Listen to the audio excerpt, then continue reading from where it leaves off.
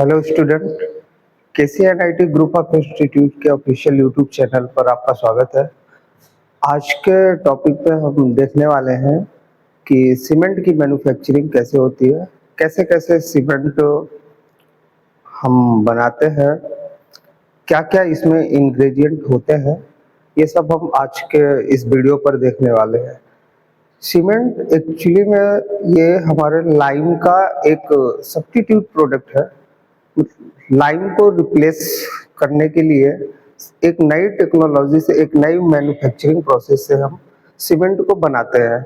Cement में क्या क्या इसमें रिएक्शंस होती हैं, क्या क्या इंग्रेडिएंट हम लोग मिक्स करते हैं, किस किस पर्पस से मिक्स करते हैं, वो सब हम आज के इस टॉपिक पर पढ़ने वाले हैं। और किस किस मेथड से हम सीमेंट को बनाते हैं प्लांट्स में, वो सब हम आज के टॉपिक पे देखने वाले हैं।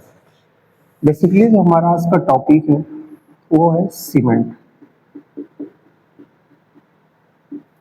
Cement is a binding material which have both cohesive and adhesive properties। cohesive and adhesive properties का मतलब है कि ये खुद में भी बहुत अच्छा बाइंड करता है और ये अदर इंग्रेडिएंट के साथ भी बहुत अच्छा बाइंडिंग प्रॉपर्टी रखता है। इस बाइंडिंग प्रॉपर्टी से हमारे स्ट्रक्चर को, जो भी कंस्ट्रक्शन वर्क होते हैं, इससे एक बहुत ही अच्छी स्ट्रेंथ मिलती है। इसलिए हम लोग इसका कंस्ट्रक्शन पर्पज में यूज करते हैं। ये एक तरीके का बाइंडिंग मटेरियल है जो हम कंस्ट्रक्शन में इसको यूज करते हैं। इस सीमेंट को मैन्युफैक्चर करने के लिए क्या क्या चीजें हम लोग मिलाते हैं, कैसे इसको बनाते हैं, वो हम देखते हैं। इसमें मोस्टली जो सबसे ज्यादा डोमिनेट करता है जो मटेरियल, वो है हमारा लाइम।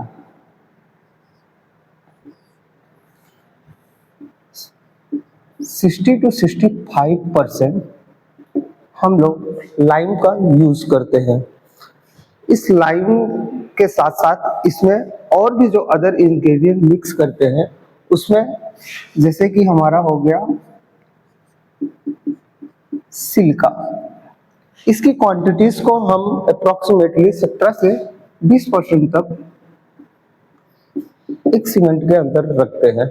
इसके अलावा भी हम लोग, जो तीसरा सबसे ज्यादा होता है वो होता है एल्यूमिना। एल्यूमिना का भी बहुत इंपॉर्टेंट रोल रहता है सीमेंट के अंदर। इसकी हम क्वांटिटी रखते हैं 3 to 8%। 3 to 8% रखते हैं। ये थर्ड मोस्ट डोमिनेटिंग मटेरियल होता है सीमेंट मैन्युफैक्चरिंग के अंदर। इसके अलावा हम लोग रखते हैं आयरन ऑक्साइड। आयरन ऑक्साइड इसकी भी 3 से 6% ही क्वांटिटी हम रखते हैं। इसके अलावा भी मैग्नीशिया, जिप्सम और कुछ एल्कलीज भी रखते हैं। मैग्नीशिया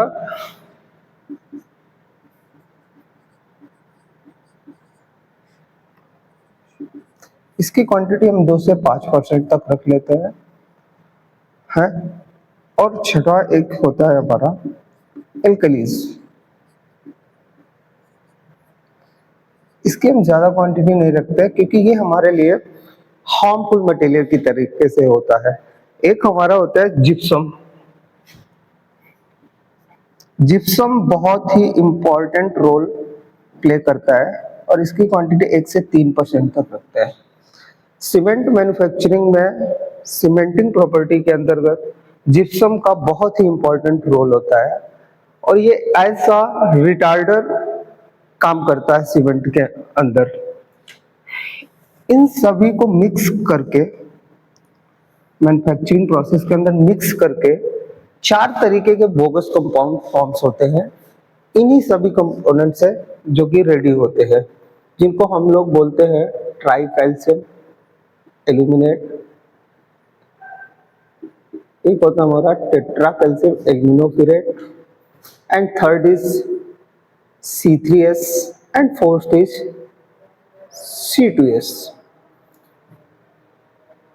इन सारे इंग्रेडिएंट से मिलकर एक हाइड्रेशन प्रोसेस से होते हुए ये 4 बोगस कंपाउंड्स फॉर्म्स होते हैं सीमेंट के अंतर्गत, और यही रिस्पॉन्सिबल होते हैं हमारे हार्डनेस के लिए, हार्डनेस, स्ट्रेंथ के लिए। इन चारों का अलग अलग काम होता है और ये अलग अलग तरीके से वर्क करते हैं सीमेंट के अंतर्गत।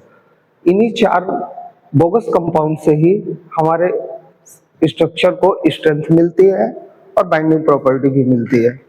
अब हम देखेंगे कि सीमेंट की मैन्युफैक्चरिंग कैसे होती है, कैसे कैसे फॉर्म होते हैं। इसके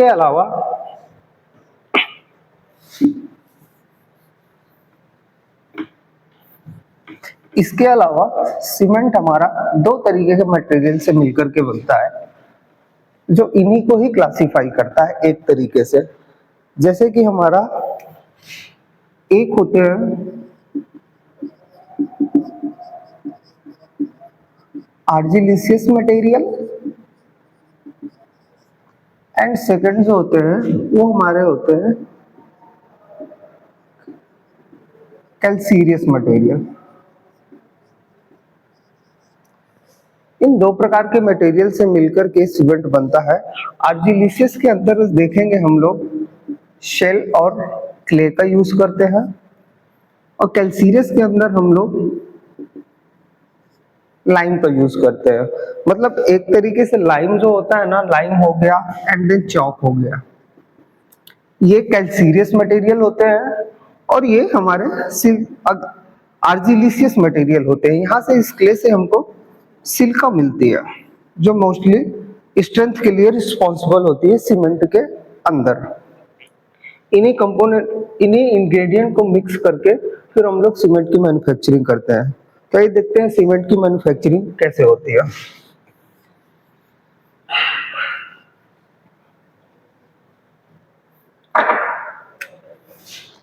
manufacturing of cement. Manufacturing of cement, किसी भी प्रोसेस से सीमेंट की मैन्युफैक्चरिंग करने के लिए बेसिकली तीन प्रोसेस होते हैं, तीन स्टेप होते हैं, जिसमें से पहला स्टेप होता है मिक्सिंग ऑफ रॉ मटेरियल। जितने भी सारे रॉ मटेरियल्स होते हैं उनको हम प्रॉपर तरीके से मिक्स करते हैं, एंड देन मिक्स करने के बाद उनकी प्रॉपर तरीके से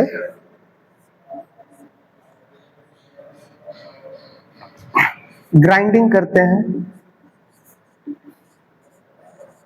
प्रॉपर तरीके से ग्राइंड करते हैं। ग्राइंड करने का मतलब क्या होता है, अच्छे से उनको पीस लेते हैं, एंड देन इसके बाद फिर हम लोग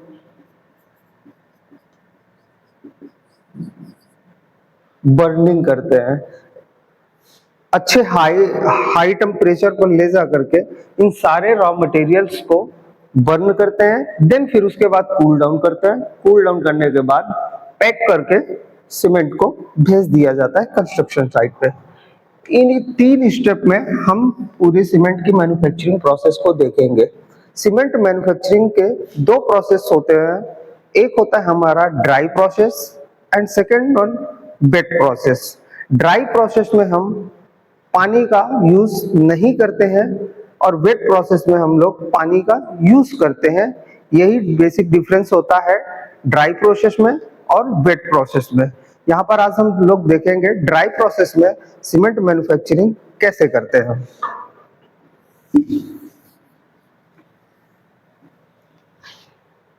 मैन्युफैक्चरिंग ऑफ सीमेंट में दो प्रोसेस हम लोग मेनली देखते हैं। एक होता है हमारा dry process and second is wet process. इसमें वाटर बिल्कुल भी अलाउ नहीं होता है, और इसमें हम वाटर को अलाउ करते हैं at a time of mixing of raw material. मतलब रॉ मटेरियल इसमें मिक्स करते हैं, वाटर को डाल करके स्लरी फॉर्म करते हैं, देन फिर उसके बाद आगे की हम लोग प्रोसेस करते हैं। बट इस प्रोसेस में वाटर बिल्कुल भी अलाउ नहीं रहता है। तो देखते हैं आज हम ड्राई प्रोसेस से सीमेंट मैन्युफैक्चरिंग कैसे होती है।